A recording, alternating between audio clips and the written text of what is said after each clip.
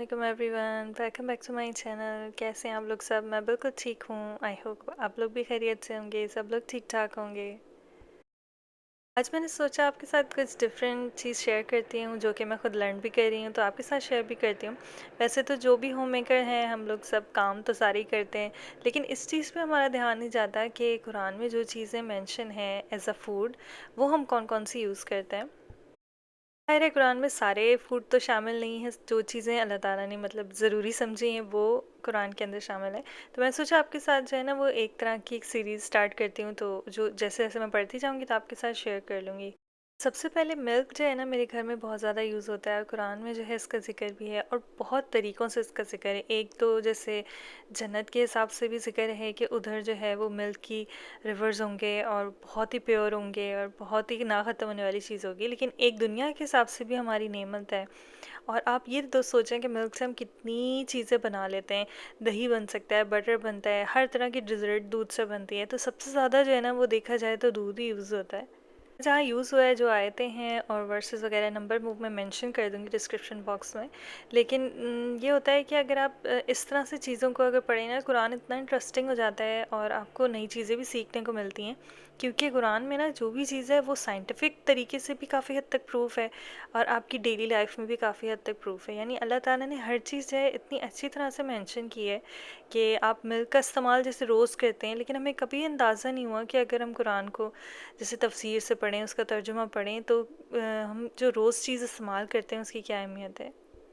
दूध अगर जैसे मिलावट ना हो, उसमें बिल्कुल प्योर हो, तो उसमें बहुत ज़्यादा न्यूट्रिशन है और आप उससे बहुत हेल्दी चीज़ें भी बना सकते हैं। बस ये आप पे डिपेंड करता है कि आप जो भी चीज़ें अल्लाह ताला ने हमें दी हैं उसको हम अच्छे तरीके से यूज़ करते हैं या फिर उनसे जो है वो अनहेल्दी चीज़ें बनाएं।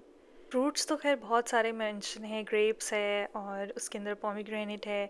बनानास जो है वो कुछ इस तरह से मेंशन है, थोड़ा सा ट्रिकी है, क्योंकि कुछ जो है स्कॉलर्स कहते हैं कि लेयर्ड बनाना जैसे ट्री होता है, उसमें लेयरिंग जैसे होती है बनाना की, उस तरह से मेंशन हुआ है। कुछ लोग कहते हैं कोई थॉर्न वाला ट्री है, तो वो जो है ना वो थोड़ा सा डिबेटेबल है। लेकिन जो ज़्यादातर लोग इस पे जो है वो कहते हैं, एक तरह से ना सबका अज्तमाही ये है कि उधर बनानाज ही मेंशन हुए हैं। पूरे वाक़या के अंदर ये मेंशन हुआ है और वर्स वगैरह मैं मेंशन कर दूँगी डिस्क्रिप्शन बॉक्स में। तो बनानास मेरे घर में बहुत ज़्यादा यूज़ होते हैं खाने के तौर पे भी। इसको मैं डिकम्पोज़ भी करती हूँ, जो कि पील्स वगैरह होते हैं उनका फर्टिलाइज़र बन जाता है। और साथ साथ जो है वो खाने के इस्तेमाल में भी होते हैं। मफ़िन्स बनाती हूँ, केक्स बनाती हूँ, इतने ज़्यादा यूज़ करती हूँ। ग्रेन्स बहुत ज़्यादा मेंशन हुई हैं कुरान में, वीट के तौर पे भी और लेगूम्स में भी। बीन्स इतने मतलब अलग से नाम मेंशन नहीं हुआ, लेकिन लेगूम्स हुए हैं। तो मैं ये समझती हूँ कि वीट जिस तरह से मेंशन हुआ है, तो वीट फ्लावर भी हो सकता है। आप उससे जो गंदम से जैसे बारले भी मेंशन हुआ है, तो आप बारले भी यूज़ करें। और आजकल जो है कॉस्को का जो मैं यूज़ कर रही हूँ ना, उसके अंदर ऑल पर्पज़ के साथ ही जो है बारले भी मिक्स हुआ है।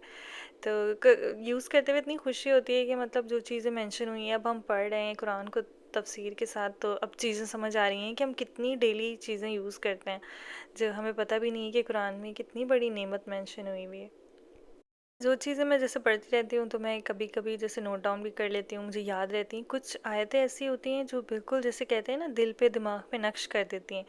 तो चाहे उनकी तफसीर हो या उनके मायने हो या उनकी अरबी हो, कोई भी चीज़ ऐसी होती है उसमें इतनी ख़ास होती है कि हर बंदे को ना कोई आयत ऐसी होती है जो दिल पे लगती है ना। तो कुछ आयतें ऐसी होती हैं कि मुझे बहुत अच्छी लगती हैं, तो मैं उनको कोट कर लेती हूँ। पिछले इतने दिनों में ना इतनी गर्मी थी, 2 हफ्ते से इतनी ज़्यादा कुछ करने का मेरा दिल नहीं था। तो बेकिंग भी मैं एक हो रहा था कि सुबह के टाइम में कर रही थी, दोपहर के बाद कुछ पकाने का दिल नहीं कर रहा था। तो इसलिए मैंने थोड़ा सा ब्रेक ले लिया था। तो ब्रेक भी लिया तो मुझे कुछ पढ़ने का भी थोड़ा टाइम मिला और मैं सोचा कि इस बारे में देखती भी हूँ। कुछ चीज़ें मैं पढ़ चुकी थी ऑलरेडी, तो वो जब मेरे नज़रों के सामने आई तो मुझे याद आ गई।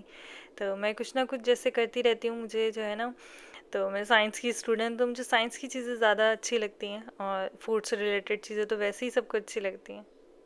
तो जैसे कुरान में जो जो फूड मेंशन है उससे रिलेटेड मील प्रेप्स भी करूँ, उससे सीरीज़ एक स्टार्ट करूँ ना, तो हमें भी पढ़ने में दोबारा मौका मिलेगा। और हो सकता है कि जो चीज़ मैंने पढ़ी हो तो लोगों को भी फ़ायदा हो, और इस बहाने हम कुरान खोल के देखें कि किस आयत में कौन से फूड का जिक्र है। क्योंकि इतने सारे फ्रूट्स हैं, मेरे हमारे घर जो है अनार का दरख्त भी है, तो मैं दिखाऊंगी आपको, तो वो भी मेंशन हुआ हुआ है। तो मैंने कहा कितनी चीज़ें ऐसी हैं जो रोज़मर्रा हम इस्तेमाल कर रहे होते हैं और हमें बिल्कुल भी आइडिया नहीं है कि वो मतलब हम यूज़ कर रहे हैं। चीज़ें वैसे जैसे मैं गार्डन में उगा रही हूँ तो मुझे थोड़ी नॉलेज भी आ रही है, रिसर्च करती जा रही हूँ मैं, तो कौन सी चीज़ कैसे उगती है, किसमें कितना टाइम लगता है, तो इससे जो है ना थोड़ी सी पेशेंस भी आ रहा है और थोड़ी नॉलेज भी आ रही है मुझे ना कि इस चीज़ को इतना टाइम लगता है तो इसको इस तरह बनाना है, इसको इस तरह, तो इतनी मतलब सब्र आ रहा है ना कि हमें हर चीज़ में ना उस चीज़ को फॉलो करना है। तो इस तरह प्लांट्स उगने में, चीज़ें बनने में कितना टाइम लगता है। गार्लिक का जो ज़िक्र है वो सूरह बकरा में हुआ है, और साथ ही जो इसके साथ जो भी बनी इसराइल के लिए जो मनुसलवा आता था, खाना आता था, उसके अंदर जो है वो मेंशन हुआ है। तो वो तो बहुत ही जो है फेमस है वर्सेस, आप आराम से उसको चेक कर सकते हैं सूरह बकरा के अंदर। उसी वर्स के अंदर जो है हर्ब्स और क्यूकम्बर और लेंटल्स वगैरह का जिक्र हुआ हुआ था, तो वो आप चेक कर लेना, तो आपको थोड़ा सा आइडिया होगा, क्योंकि अल्लाह ताला ने generally specific broad term use किया ताकि कि वो एक चीज़ को ना स्पेसिफाई कर दें, तो उसको जो है जर्नल टर्म में इस तरह से जो है मेंशन किया है ताकि हम बहुत सारी चीज़ों का शुक्र अदा कर सकें। गार्लिक जो है ना वो आप देखें कितनी चीज़ों में यूज़ होता है, मतलब एवरी डे पाकिस्तानी खाना तो गार्लिक के बगैर नहीं बन सकता। तो मैं तो जैसे होता है कि पूरा बल्क में बहुत क्लीन साफ़ सुथरा छिला हुआ लहसुन भी मिलता है, और जैसे अगर मुझे किसी डिश में अलग से बगैर छिला हुआ चाहिए होता है पूरा होल क्लोव्स, तो वो भी मैं बाय करती हूँ। तो मैं तो कॉस्को से बाय कर लेती हूँ, तो काफ़ी ज़्यादा होता है, तो उसको मैं जो हूँ 2-3 तरह से प्रिजर्व कर लेती हूँ। गार्लिक को आप जैसे फ्रीज़ भी कर सकते हैं, आप एक पूरे उसको अच्छी तरह धो के सुखा के उसको फ्रीज़ कर लें। अगर छिला हुआ नहीं है तो उसको एज इट इज़ आप पूरा क्लोव रख सकते हैं छिलके के साथ। गार्लिक के अंदर जो है वो बहुत ज़्यादा हीलिंग होती है, आप उसकी मेडिसिन बना सकते हैं। मैं कफ़ सिरप्स बनाती हूँ, और जैसे फर्मेंटेड गार्लिक होते हैं वो कर सकते हैं, और आप प्रिजर्व कर सकते हैं उसको। साथ ही साथ जो है शहद में कितनी जगह मेंशन हुआ हुआ है, उसमें जो है हमेशा हीलिंग के तौर पे कुरान के अंदर मेंशन हुआ हुआ है। अच्छा, अल्लाह ताला ने हर चीज़ को जो भी पैदा किए हैं उनको कुछ बहुत सारी चीज़ों को मेंशन किया, साथ साथ ये भी बताया कि उनके यूजेस क्या क्या हो रहे हैं। तो शहद को जैसे अब कितनी उसमें शिफा रखी है कि आप मतलब हर तकरीबन उसको क्योर कर सकते हैं, गला ख़राब हो आपका, आपको बॉडी में कोई प्रॉब्लम हो, बहुत सारी चीज़ें ऐसी हैं जो कि हदीसों में मेंशन है, बहुत सारी चीज़ें कुरान में मेंशन है, तो हमें बहुत सारी तरह से जो है अल्लाह ताला ने चीज़ों को यूज़ करने का तरीका भी समझाया है। आसान सा तरीका है प्रिजर्व करने का, आपने जैसे लहसुन के जवे लेने हैं, उनको अच्छी तरह से धो के ड्राई कर लें, उनको किसी भी ग्लास जार में रखें, प्लास्टिक में नहीं, और पूरा जैसे फिल कर लें टॉप तक, बहुत ज़्यादा ओवरफ्लो ना हो, लेकिन टॉप तक फिल करके शहद उसमें डाल दें, और शहद डाल के ना इतना शहद डालें कि बिल्कुल जिससे कवर हो जाए, और बिल्कुल भी जैसे कोई जगह ना रहे, बस इतनी हो कि ढक्कन लगने के बाद लीक ना हो। और उसको जो है आपने तकरीबन 2 हफ्ते या एक हफ्ते में 1.5 हफ्ते तक अंधेरे वाली किसी जगह में रखना है, ताकि वो फर्मेंट हो जाएगा, जब इसमें बबल्स आने लगेंगे तो तैयार हो जाएगा। बस आपने कोशिश करनी है कि इसमें धूप बिल्कुल ना लगे 2 हफ्ते तक, और मतलब यूज़ करने के बाद जब हो जाएगा ना फर्मेंट, तो आप फ्रिज में भी रख सकते हैं इसको।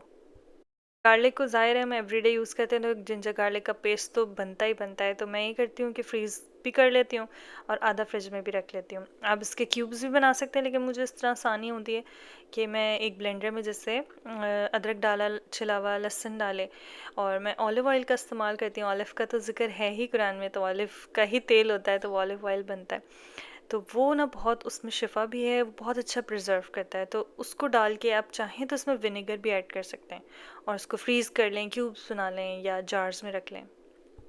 ना के जो है जार्स में रखती हूँ, मैंने मेसन जार्स बाय किए मैं, तो वो ये होता है कि उनको धोते रहो बार बार, वो स्टरलाइज भी हो जाते हैं आराम से डिश वॉशर में, और मतलब स्मेल वगैरह भी नहीं आती बाद में, तो उसको आप दूसरी चीज़ों के लिए यूज़ कर सकते हैं। इसको बना के मैं एक जैसे बॉटल में फुल बना के फ्रिज में रख लेती हूँ, एक जैसे फ्रीज़र में रख ली, जब फ्रिज वाली ख़त्म हो जाती है तो फिर मैं फ्रीज़र से निकाल के उसको डिफ्रोस्ट कर देती हूँ फ्रिज में। गर्मी की वजह से कुछ कर ही नहीं मैं पा रही थी, इस वजह से इतने दिनों से मैं वीडियो भी अपलोड नहीं कर सकी, एडिट तो करने की बाद में बात ही आती। गर्मी इतनी थी कि मेरा दिल ही नहीं कर रहा था कुछ पकाने का या कुछ एक्स्ट्रा, बस जो रोज़ खाना बन रहा था बहुत मुश्किलों से वो बन रहा था, क्योंकि एक्सट्रीम जैसे हीट वार्निंग होती है ना, वो थी हमारे घर। एसी तो ज़ाहिर है अब दिन में तो चलता है, पूरे दिन तो नहीं चला सकते अब, तो बंदा रात यहाँ पे बहुत अच्छी होती है, लेकिन दिन में इतनी शदीद गर्मी होती थी कि अब जाके ये हुआ है कि थोड़ा सा इतना हो गया है कि धूप ज़रा कम हो गई है, तो आसानी होती है अब। शहद का इस्तेमाल तो बहुत तरह से हो सकता है। मैं ये ज़्यादातर बार्स वगैरह में भी यूज़ करती हूँ, चाय वगैरह में थोड़ा सा डाल दिया, टी कोई पी रहे हैं तो आज मैं बार्स बना रही थी तो मैंने कहा आपके साथ शेयर कर लेती हूँ। बहुत ही इजी है, इसमें जो है नट्स और सीड्स हैं और वो वाले नट्स नहीं हैं जैसे बहुत बड़े बड़े वाले, छोटी छोटी चीज़ें हैं। इसमें बादाम जैसे मैंने छोटे छोटे कट के डाले हैं, पम्पकिन सीड्स हैं और फ्लैक्स सीड्स हैं, और मैंने इसमें सेसमी सीड डाले हैं, तो ये बड़ी अच्छी जो है ना क्रिस्पी सी बनती है। फुल रेसिपी इसके डिस्क्रिप्शन बॉक्स में मैं ऐड कर दूंगी, आपको दिखा देती हूँ इसमें मैं क्या क्या डाल रही हूँ। बहुत ही इजी सी है, आप एक पैन में हल्का सा रोस्ट करके भी कर सकते हैं या चाहें आप बेकिंग शीट्स वगैरह ले लें। उसमें कि आपको सारी चीज़ें एक साथ रोस्ट करनी पड़ेंगी, जब रोस्ट हो जाएगा तो फिर आप उसमें लिक्विड ऐड कर लें। रेसिपी को जो है ना वो आप दो तरह से बना सकते हैं, मतलब हेल्दी वर्जन भी बना सकते हैं और रेगुलर वर्जन भी। तो हेल्दी में आपने ये करना है कि रेगुलर शुगर की जगह कोकोनट शुगर या स्टीविया वगैरह आप यूज़ कर सकते हैं, जो भी हेल्दी शुगर होती है वो यूज़ कर लें। और जैसे ये घी की और तेल की जगह जो है वो बटर यूज़ कर लें, ग्रास फेड बटर, और या घी भी यूज़ कर सकते हैं अगर देसी घी घर का बना हुआ है। तो बटर जो है उसी के अंदर मेल्ट होता जाएगा और जो है सारे सीड्स वगैरह कोट भी हो जाएंगे, और जैसे कहते हैं ना क्रिस्पी थोड़े से भुन जाएंगे। तो वो चीज़ हमें चाहिए। अगर आप चाहें तो इसको ओवन में भी कर लें, तो वो ज़रा टाइम ज़्यादा लगेगा। इसमें ये है कि ज़्यादा चीज़ें सारी डाल के आप आराम से बना सकते हैं। उसका फ्लेवर भी चेंज कर सकते हैं, सिनेमन और पम्पकिन स्पाइस टाइप का भी बना सकते हैं। यहाँ पे सिर्फ मैं जैसे हनी ऐड करी हूँ, तो आप इसके अंदर मेपल सिरप ऐड कर सकते हैं, पीनट बटर, आलमंड बटर, कोई नट बटर जैसे बना के और मतलब मेल्ट किया हुआ जैसे होता है वो इसके अंदर डाल दें आप। अगर क्रंची चाहें क्रंची डाल दें। तो इसमें इतनी वेरिएशन है, आप कुछ भी डाल के ना इसके अंदर थोड़ा सा इसको वेट कर सकते हैं। अगर आपने हेल्दी वर्जन नहीं बनाना तो आप इसके अंदर चीनी का जैसे आप चाशनी बना के और वो देखते हैं ना जिस तरह बनाते हैं, तो वो कर सकते हैं। अच्छा, इसको आप जितना भी फ्लैट करेंगे उतना क्रिस्पी बनेगा। अगर आप इसको बार शेप में बनाएंगे तो थोड़ी सॉफ्ट बार्स बनेंगी। अगर आप बिल्कुल फ्लैट जैसे प्लेट में करेंगे तो वो आप जब सूख जाएगी तो थोड़ी क्रंची सी हो जाएगी। आज की वीडियो बस यहीं तक थी। अपना बहुत ज़्यादा ख्याल रखिए, मुझे भी दुआओं में याद रखिएगा, मैं भी आप सबको दुआओं में याद रखूँगी। अल्लाह हाफिज़, टेक केयर, बाय।